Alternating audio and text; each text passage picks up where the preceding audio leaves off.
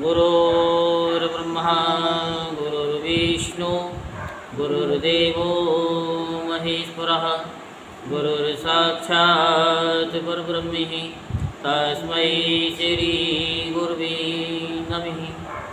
ॐ गजाननं भूतगणाधिसेवितं कपितजम्बुफलचारुभक्षणं उमासुतं शोकविनाशकारिकं नमामि विघ्नेश्वरपादपङ्कजं। सच्चिदानन्दरूपाय भीष्मोत्पत्त्यादिहेतवे तापत्रे विनाशाय श्रीकृष्णाय वयं नमः। आज हम आपको श्रीमद्भागवत महापुराण में भगवान के अन्य लीला चरित्रों का वर्णन सुनाएंगे। तो आप सभी मन को एकाग्र करते हुए शांतिपूर्वक कथा को श्रवण करेंगे और धर्म लाभ प्राप्त करेंगे। ओम जय जगदीश हरे स्वामी जय जगदीश हरे। भक्त जनों के संकट क्षण में दूर करे। हरि ओम जय जगदीश हरि। बोलो वृंदावन बिहारी लाल की जय, बोलो बांके बिहारी लाल की जय। उद्धव जी कहते हैं, श्री कृष्ण अपने माता पिता देवकी वसुदेव को सुख पहुँचाने की इच्छा से बलदेव जी के साथ मथुरा पधारे और उन्होंने शत्रु समुदाय के स्वामी कंस को ऊंचे सिंहासन से नीचे पटककर तथा उसके प्राण लेकर उसकी लाश को बड़े जोर से पृथ्वी पर घसीटा। सांदीपनी मुनि के द्वारा एक बार उच्चारण किए हुए सांगोपांग वेद का अध्ययन करके दक्षिणा स्वरूप उनके मरे हुए पुत्र को पंचजन नामक राक्षस के पेट से अर्थात यमपुरी से लाकर दे दिया। भीष्मक नंदनी रुक्मिणी के सौंदर्य से अथवा रुक्मी के बुलाने से जो शिशुपाल और उसके सहायक वहां आए हुए थे, उनके सिर पर पैर रखकर गांधार विधि के द्वारा विवाह करने के लिए अपनी नित्य संगनी रुक्मिणी को वे वैसे ही हरण कर लाए जैसे गरुड़ अमृत कलश को ले आए थे। स्वयंवर में 7 बिना नथे हुए बैलों को नाचकर नग्नजिति सत्या से विवाह किया।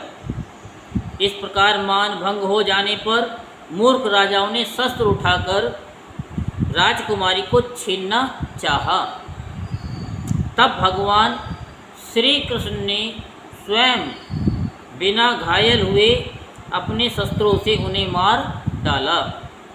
भगवान विषयी पुरुषों की सी लीला करते हुए अपनी प्राण प्रिया सत्यभामा को प्रसन्न करने की इच्छा से उनके लिए स्वर्ग से कल्प वृक्ष उखाड़ करके लाए। उस समय इंद्र ने क्रोध से अंधे होकर अपने सैनिकों सहित उन पर आक्रमण कर दिया, क्योंकि वह निश्चय ही अपनी स्त्रियों का क्रीड़ा मृग बना हुआ है। अपने विशाल डेल डोल से आकाश को भी ढक देने वाले अपने पुत्र भौमासुर को भगवान के हाथ से मरा हुआ देखकर पृथ्वी ने जब उनसे प्रार्थना की, तब उन्होंने भौमासुर के पुत्र भगदत्त को उसका बचा हुआ राज्य देकर उसके अंतपुर में प्रवेश किया। वहाँ भौमासुर द्वारा हर कर लाई हुई बहुत सी राजकन्याएं थीं। वे दीन बंधु श्री कृष्ण को देखते ही खड़ी हो गईं और सबने महान हर्ष लज्जा एवं प्रेम पूर्ण चितवन से तत्काल ही भगवान को पति रूप में वर्ण कर लिया।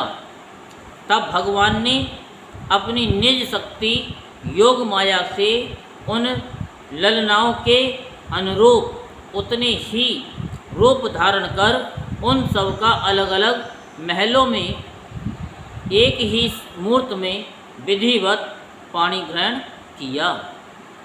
अपनी लीला का विस्तार करने के लिए उन्होंने उनमें से प्रत्येक के गर्भ से सभी गुणों में अपने ही समान 10-10 पुत्र उत्पन्न किए।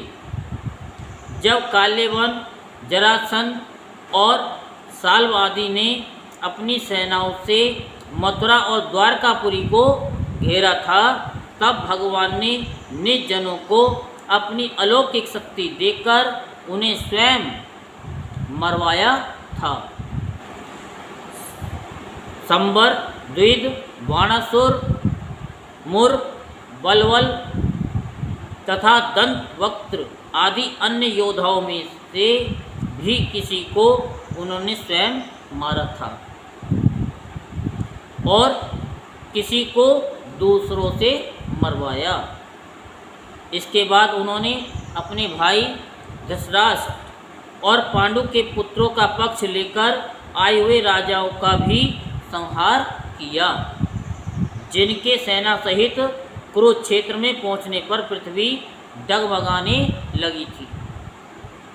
कर्ण, दुशासन और शकुनी की खोटी सलाह से जिसकी आयु और श्री दोनों नष्ट हो चुकी थी तथा भीमसेन की गदा से जिसकी जांग टूट चुकी थी, उस दुर्योधन को अपने साथियों के सहित पृथ्वी पर पड़ा देखकर भी उन्हें प्रसन्नता न हुई।